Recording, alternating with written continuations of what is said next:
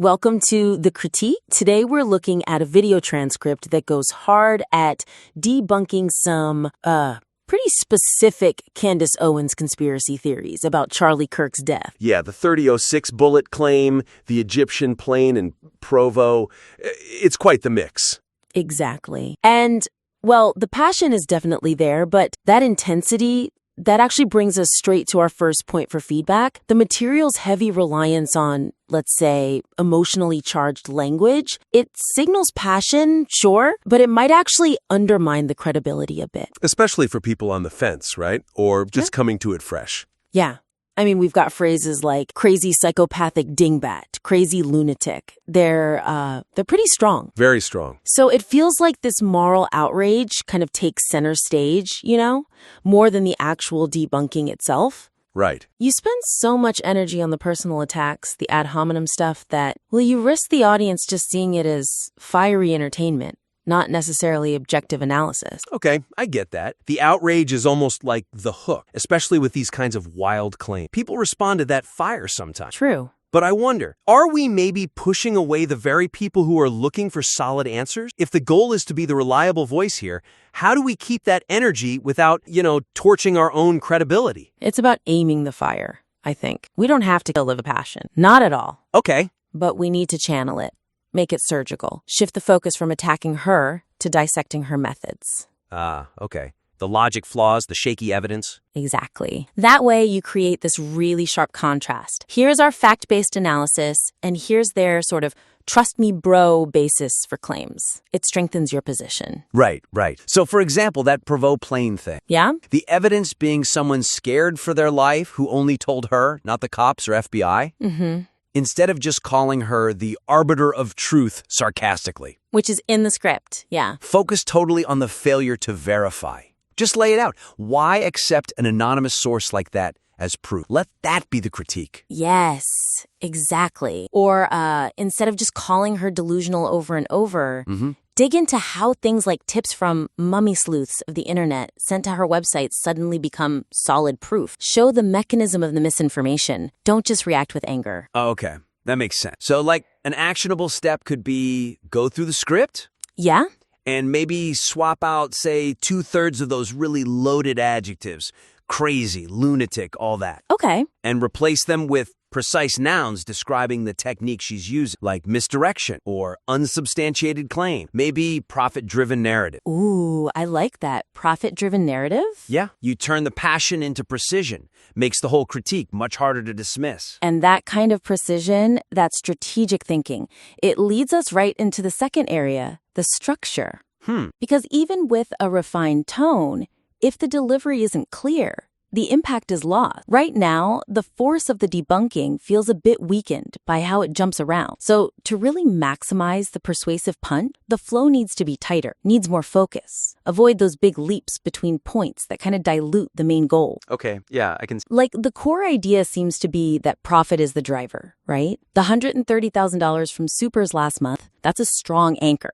But then the script sort of bounces from the money to defining conservatism, listing Ian Carroll, Tucker, Fuentes, then zooming into the DTJ 3006 challenge, then over to the Egyptian plane in Provo. Okay. The link between the motive and the specific debunking, like the bullet physics, it feels, well, structurally a bit disjointed. The viewer has to keep readjusting. Yeah, you risk losing them or just tiring them out. If the points are scattered, you don't land that solid, focused hit on any single claim. Exactly. We need clearer section, thematic chunk. And honestly, I think the biggest drag right now is that whole detour into who's a real conservative and mentioning Ian Carroll's old job. Right? It feels like a tangent. It totally does. I mean, I get why the author might feel it's relevant context, but for the debunking itself, it really pulls focus.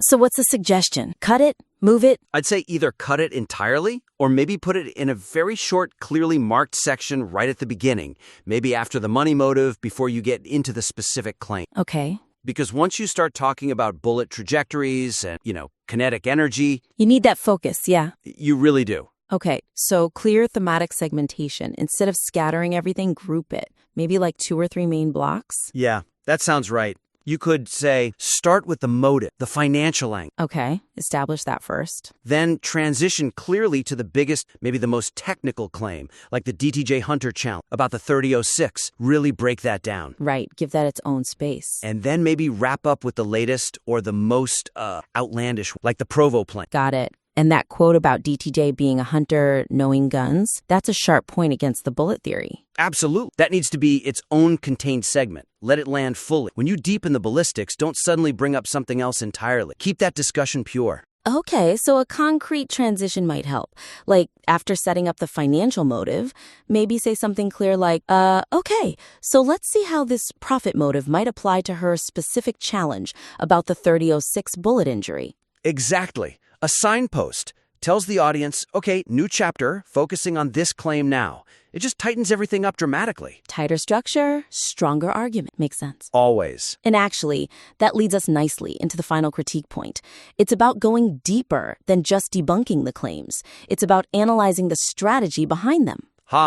The playbook. Yeah, the script mentions the playbook. It says, I've seen the playbook a number of times. It recognizes there's a method. Right. But it kind of stops short of really digging into what that playbook contains. It mentions the general idea of lying for profit and getting away with it. Heads or tails, everyone just forgets. Mm-hmm. But it misses a chance to really analyze and name the specific tactics, to turn the outrage into, systemic insight. Yeah, the script does a great job showing the profitability. That comes through loud and clear. It does. But the how. How do these theories actually get traction and make that money? The so what could be sharper. You've identified there is a playbook. The next level is showing the audience the actual plays. Naming. Okay, so elevate it from just reacting to this one instance to showing a pattern. Exact. Dedicate a section to explicitly breaking down the steps in this playbook and use the examples already in the script, the bullet, the plane, as case studies to illustrate each tactic. Turn the video into almost a spotter's guide for this kind of misinformation. Precisely. It becomes much more valuable. We need to look at this systematic strategy. Let's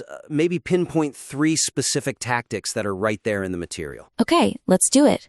Where should we start? How about tactic 1?